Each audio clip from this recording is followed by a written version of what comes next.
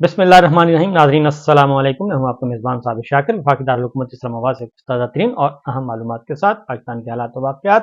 سیاسی صورتحال بدستور خراب سے خراب تر ان کو ٹھیک کرنے کی کوشش کی جا رہی ہے، لیکن ہو نہیں پا رہی کیونکہ ایک فرسودہ جعلی نظام ہے، جھوٹا نظام ہے اور اس پہ کوئی اعتبار کرنے کے لیے تیار نہیں. اور غیر آئینی، غیر قانونی، غیر جمہوری حربے جتنے بھی استعمال کیے جائیں گے، جتنے بھی طریقے استعمال کیے جائیں گے، ان کو قبولیت عام نہیں ملے گی. نہ ہی پاکستان کے عوام اور نہ ہی بیرونی دنیا اس جعلی نظام کو قبول کرنے کے لیے تیار ہے. تو خبریں کچھ اس طرح سے ہیں جی کہ ہم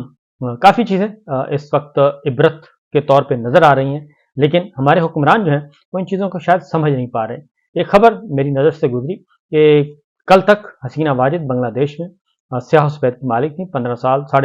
سے اقتدار پر تھیں اور ہر چیز ان کے کنٹرول میں تھی، گرفت میں تھی. لیکن اس وقت صورتحال یہ ہے کہ آنن فانن ان کا اقتدار بھی ختم ہوا اور بنگلہ دیش کی سرزمین ان کے لیے تنگ ہوئی اور وہاں سے انہیں فرار ہونا پڑا. اس وقت وہ پڑوسی ملک میں موجود ہیں جی، لیکن برسی آئی ہے بانی بنگلہ دیش کی اور شیخ حسینہ واجد کے والد ہیں شیخ مجیب کی. تو اس وقت جو موجود ہے گورنمنٹ اور طلبہ، بنگلہ دیشی طلبہ نے عوامی لیگ کو شیخ مجیب کی برسی منانے سے روک دیا ہے. برسی نہیں منائی جا سکتی. اور یہی کچھ پاکستان میں اگر ہم دیکھیں تو جنرل ضیاء صاحب بہت طویل عرصے تک 11 سال تک وہ اقتدار میں رہے اور پھر 17 اگست جو کل دن گزر گیا، ایک بہت بڑا حادثہ ہوا 17 اگست 1988 کو. ایک بہت بڑا سبوٹاج پاکستان کی تاریخ کا نہیں بلکہ دنیا کی تاریخ کا سب سے بڑا سبوٹاج تھا، جس میں president of Pakistan, chief of army staff اور 6 جرنیل، کئی بریگیڈیئرز اور امریکی سفیر، پوری کی پوری جو اس وقت کی فوجی اور سیاسی قیادت ساری کی ساری جو ہے وہ C-130 دہشت گردی کا شکار ہوئی اور سارے کے سارے لقمہ اجل ہو گئے دیکھتے ہی دیکھتے. اور اس کے بعد آپ نے دیکھا کہ چند لمحے پہلے 3:50 17 دسمبر 1988 سب کچھ ٹھیک تھا، لیکن 3:51 پر یہ حادثہ ہوا اور آج تک اس دہشت گردی کے واقعے کے ذمہ داروں کا نہ ہی تعین ہو سکا. اگر تعین ہوا نہ ہی وہ رپورٹ سامنے آئی اور نہ ہی کسی کو سزا ہوئی. اور کل ان کی برسی تھی اور ان کے قدموں سے، ان کے گود سے جو جنم لینے والے تھے ہمارے پولیٹیشین، جو خاندان اس وقت برسر اقتدار ہے، وہ انہی کا مرہون منت تھا، انہی کا لگایا ہوا پودا تھا. لیکن کل ہم نے دیکھا کہ ان کی قبر پر سوائے اعجاز الحق صاحب کے کوئی بھی نہیں گیا اور مسلم لیگ نواز کی لیڈرشپ کوسوں دور ان سے رہی، جبکہ یہ وہی لیڈرشپ ہے جو ان کی قبر پر جا کر لمبی بڑی تقریریں کرتے تھے اور اپنے آپ کو ان کی میراث سمجھتے تھے. لیکن اس وقت یہ صورتحال ہے تو ہمیں یہ عبرت کے نمونے ہیں، ان سے سیکھنا چاہیے کہ آج ہے کل کچھ نہیں ہوگا. اس لیے انسانوں پر ظلم اتنا ہی کیا جائے جتنا کل کو برداشت کر لیا جائے. انصاف کریں گے اور سب کے ساتھ رحم دلی، صلہ رحمی اور ملک اور قوم کا سوچیں گے تو میرا خیال ہے کہ آپ کے چاہنے والے، آپ کے لیے سر اٹھا کر دعائیں کرنے والے کافی ملیں گے. بہرحال جی اگلی خبر ہے جی کہ پاکستان تحریک انصاف کے اندر بھی معاملات چل رہے ہیں. تو حماد اظہر صاحب نے استعفیٰ دیا تھا، جسے کور کمیٹی نے یکسر مسترد کر دیا اور انہوں نے کہا کہ جناب بالکل آپ کام کریں اور آپ کی استعفیٰ جو ہے قبول نہیں کیا جائے گا.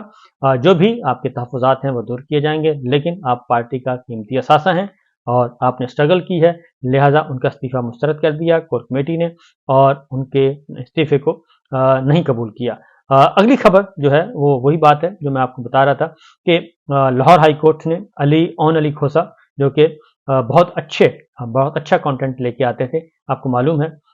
ڈیجیٹل میڈیا پہ متحرک تھے، سوشل میڈیا پہ متحرک تھے، ان کو اٹھا لیا گیا ہے اور ان کے گھر کے دروازے توڑ کر اٹھایا گیا اور ان کو غائب کر دیا گیا اور نہ ہی ان کو کسی عدالت میں پیش کیا گیا، نہ ہی کسی اور جگہ پہ، نہ ہی ان کے خلاف کوئی مقدمہ سامنے آیا. تو لاہور ہائی کورٹ میں پھر رجوع کیا ہے اور لاہور ہائی کورٹ نے کیپٹل سٹی پولیس افسر CCPO لاہور کو 20 اگست تک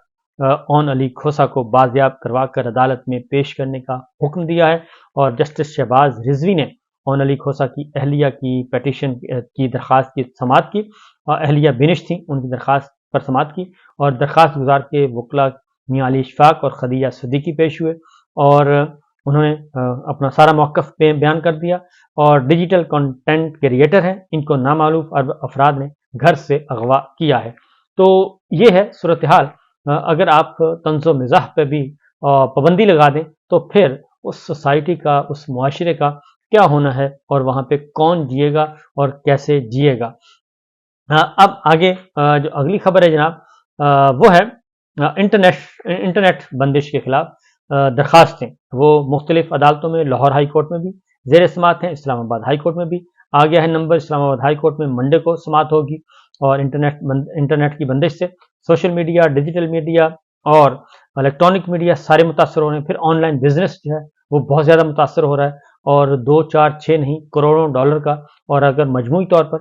سالانہ دیکھا جائے تو اربوں ڈالر کا نقصان ہو رہا ہے، اور یہ نقصان انڈیویجول کا نہیں، پاکستان کا ہے۔ زر مبادلہ اور آئی ٹی انڈسٹری جو ہے وہ تباہ ہو رہی ہے۔ چند پولیٹیکل نیریٹو سے خوف زدہ ہو کر یہ سارے اقدامات اٹھائے جا رہے ہیں۔ اب ایک اور خبر میں آپ کے سامنے رکھتا ہوں جس کے بعد آپ کو اندازہ ہو سکے گا کہ اس وقت ہم کہاں کھڑے ہیں اور پاکستان کو کس طرف لے کر جا رہے ہیں۔ خوف ہی خوف ہے، اس کے علاوہ اور کچھ نہیں ہے۔ یہ ایک ہولناک رپورٹ ہے کہ پاکستان بزنس کونسل نے خبردار کیا ہے کہ متعدد ملٹی نیشنل کمپنیاں پاکستان سے اپنے دفاتر دوسرے ملک منتقل کرنے کا منصوبہ بنا رہی ہیں، جبکہ اکثر پہلے ہی ایسا کر چکی ہیں۔ نجی جریدے کی رپورٹ ہے، اس میں یہ انتباہ دبئی چیمبر آف کامرس کی ایک رپورٹ کے درمیان سامنے آیا ہے، اور جس میں یہ کہا گیا ہے کہ جنوری سے جون 2024 یعنی کہ 6 ماہ کے دوران دبئی میں 3986 پاکستانی کمپنیاں رجسٹرڈ ہوئی ہیں، اور نتیجتاً پاکستان اس فہرست میں دوسرے نمبر پر آنے والا ملک بن گیا ہے۔ یہ تعداد 2023 میں اسی مدت کے دوران 3395 کمپنیوں کے مقابلے میں 17% اضافے کو ظاہر کرتی ہیں،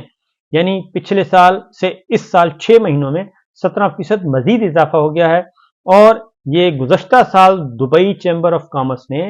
8036 نئے پاکستانی کاروبار رجسٹر کیے تھے۔ ایک سال میں 8036 اور 6 مہینوں میں جناب 6 مہینوں میں 3986 تقریباً 4000 کمپنیاں رجسٹر ہو چکی ہیں۔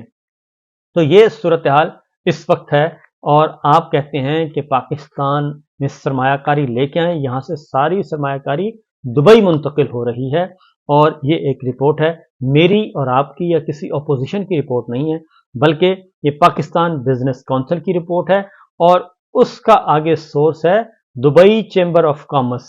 دبئی چیمبر آف کامرس کی ایک رپورٹ پہ کہ کتنے پاکستانی دبئی منتقل ہو رہے ہیں۔ پاکستان بزنس کونسل نے ایک سٹیٹمنٹ دیا، انہوں نے کہا کہ بہت سی ملٹی نیشنل کمپنیاں یا تو پاکستان سے اپنے دفاتر کو منتقل کر چکی ہیں یا پھر ایسا کر رہی ہیں، اور یہ سب کچھ فائر وال لگانے کی اطلاعات کی وجہ سے یہ سب کچھ ہو رہا ہے کہ یہاں پہ آپ اپنا کام نہیں کر سکتے، اپنا کاروبار نہیں کر سکتے، اور یہ صورتحال حکومت کی معاشی پالیسیوں پر اعتماد کی کمی کو ظاہر کر رہا ہے، اور اس سے جو اصل بلند لاگت ہے، سیاسی بے یقینی ہے، بجلی کی بڑھتی ہوئی قیمتیں ہیں، امن و امان کی بگڑتی ہوئی صورتحال ہے، جس کی وجہ سے یہ سب کچھ ہو رہا ہے۔ پی بی سی کا کہنا ہے کہ ہم بجلی کی پیداوار میں غیر استعمال شدہ صلاحیت کے اخراجات کے ساتھ جد و جہد کر رہے ہیں، جس کے نتیجے میں بے روزگاری اور برآمدات اور ٹیکس ریونیو کے نقصانات کا سامنا کرنا پڑتا ہے، اور اب ہمیں ابھرتے ہوئے سافٹ ویئر سیکٹر میں فائر وال کی ناقص کارکردگی کی وجہ سے صلاحیت کے متاثر ہونے کا خطرہ ہے۔ ٹیک انڈسٹری نے انٹرنیٹ کی حالیہ سست روی پر پہلے ہی شدید تشویش کا اظہار کیا تھا اور خبردار کیا تھا کہ رکاوٹوں سے پاکستان کو 30 کروڑ ڈالر تک کا نقصان ہو سکتا ہے، اور پی بی سی نے متعلقہ حکام سے مطالبہ کیا کہ وہ صحیح فائر وال حاصل کریں یا روزگار اور برآمدات پر غیر ضروری اثر ڈالے بغیر اسے لاگو کرنا سیکھیں۔ تو overseas investors chamber of commerce and industry نے بھی خبردار کیا ہے کہ پاکستان میں انٹرنیٹ کی مسلسل رکاوٹیں ملک کی معاشی ترقی کو پٹری سے اتار سکتی ہیں، اور پاکستان سافٹ ویئر ہاؤسز ایسوسی ایشن نے بھی اسی خدشات کا اظہار کیا ہے، اور انہوں نے کہا ہے کہ 30 کروڑ ڈالر تک نقصان پہنچ سکتا ہے۔ تو یہ صورتحال ہے اس وقت پاکستان کو غار اور پتھر کے زمانے میں لے جانے کی باتیں کی جا رہی ہیں۔ جو نقصان ہمیں دشمن نہیں پہنچا سکا، بڑے بڑے دشمن ممالک نہیں پہنچا سکے، وہ نقصان ہم نے اپنے آپ کو خود ہی پہنچا دیا، اور صرف اس لیے کہ ایک سیاسی جماعت کو ہم نے کرش کرنا ہے اور ڈیمولش کرنا ہے، اور ایک سیاسی رہنما جس کا نام عمران خان ہے، اس کی دشمنی میں، اس سے انتقام اور بغض کے چکر میں یہ سب کچھ کر دیا۔ وہ تو وہی ہیں، پاکستان کے عوام بھی وہی ہیں، اور یہ اتنی جلدی یہ رشتہ جو ہے یہ ختم ہو نہیں سکتا، یہ سیاسی تعصب جو ہے، سیاسی عصبیت، یہ اتنی جلدی ختم نہیں ہو سکتی۔ اب ہم ایک اور خبر کی طرف چلتے ہیں جی، اور وہ خبر ہے کہ سپریم کورٹ کے رجسٹرار آفس نے چیف جسٹس قاضی فائز عیسیٰ پر جو اعتراضات پر مبنی درخواست تھی پاکستان تحریک انصاف کی اور علیمہ خان صاحبہ کی اور عمران خان صاحب کی، یہ درخواستیں ہیں، اور وہ درخواستیں وصول ہی نہیں کر رہے۔ اور جب کل میڈیا میں بہت زیادہ شور مچا کہ یہ کیسے ممکن ہے کہ سپریم کورٹ کسی کے لیے اپنے دروازے بند کر دے اور رجسٹرار آفس بھی بند ہو اور وہ درخواستیں ہی وصول نہ کرے، تو اب یہ ہوا ہے کہ ان درخواستوں پر اعتراض لگائے گئے ہیں، اور اعتراض یہ لگایا گیا ہے کہ ذاتی حیثیت میں ایسی درخواستیں دائر نہیں ہو سکتی۔ یہ قاضی فائز عیسیٰ صاحب کے خلاف درخواستیں ہیں، اور چونکہ ان کا جو ہے ان کا کنڈکٹ جو ہے وہ بہت ہی خوفناک حد تک عمران خان کے ساتھ، پاکستان تحریک انصاف کے ساتھ، ان کے کارکنان کے ساتھ، ان کے رہنماؤں کے ساتھ بہت ہی برا ہے، ان کے ساتھ ایک دشمنی والا ہے، جبکہ دوسری جانب نون لیگ کو اور اس جعلی نظام کو قاضی صاحب بہت سپورٹ کر رہے ہیں، بلکہ اس کا حصہ بن چکے ہیں۔ جسٹس منیر، وہ پرانے جو جسٹس منیر تھے ان کی طرح، اور ایسے لگ رہا ہے کہ وہ بدروہیں جو ہیں وہ اس وقت سپریم کورٹ میں ان کا راج ہے، اور زبردستی وہ وہاں پہ قیام کرنا چاہتی ہیں، وہ بدروہیں، لیکن سسٹم ان کو مزاحمت کر رہا ہے۔ تو قاضی فائز عیسیٰ صاحب پر الیکشن ٹریبیونل کیس سے الگ ہونے کے لیے متفرق درخواستیں رجسٹرار سپریم کورٹ نے اعتراضات لگا کر واپس کر دیں، اور شوکت بسرا سمیت دیگر 5 افراد کی جانب سے ذاتی حیثیت میں چیف جسٹس قاضی فائز عیسیٰ کی بینچ میں شمولیت پر اعتراض کیا تھا۔ رجسٹرار سپریم کورٹ کے اعتراض میں کہا گیا ہے کہ اس نوعیت کی درخواستیں ذاتی حیثیت میں دائر نہیں ہو سکتی۔ دوسری جانب پنجاب میں الیکشن ٹریبیونل کے قیام کے کیس میں پی ٹی آئی کے رہنما سلمان اکرم راجہ صاحب نے التوا کی درخواست دائر کر دی ہے، اور انہوں نے کہا ہے کہ ایڈوکیٹ حامد خان 6 ستمبر تک بیرون ملک ہیں، اس لیے ان مقدمات کی سماعت ان کی واپسی تک ملتوی کی جائے۔ قاضی صاحب جو ہے وہ لارجر بینچ ہے ان کا، 19 اگست کو یہ سماعت کرنا چاہتا ہے، اور قاضی صاحب الیکشن ٹریبیونلز میں ریٹائرڈ ججز کو لانا چاہتے ہیں، کیونکہ پنجاب حکومت چاہتی ہے، اور حکومت چاہتی ہے اس وقت جعلی نظام، جعلی حکمران چاہتے ہیں کہ ہم اپنی پسند کے ریٹائرڈ ججز لے کے آئیں، ان سے اپنی پسند کے فیصلے لیں اور ان سے ٹھپے لگوائیں۔ یہ جو فارم 47 کی جعلی حکومت ہے اس کی توثیق کروائیں عدالتوں سے، اور وہ بھی ریٹائرڈ ججوں سے۔ لہذا یہ لڑائی چلی جا رہی ہے جی۔ حامد خان صاحب نہیں ہیں، 6 ستمبر تک، 8 ستمبر تک وہ واپس آئیں گے، تب وہ جا کے وہ کہتے ہیں جی کیس سنا جائے۔ دیکھتے ہیں کہ قاضی صاحب اپنے محسن حامد خان کے ساتھ کیا سلوک کرتے ہیں۔ اجازت دیجیے، اللہ حافظ۔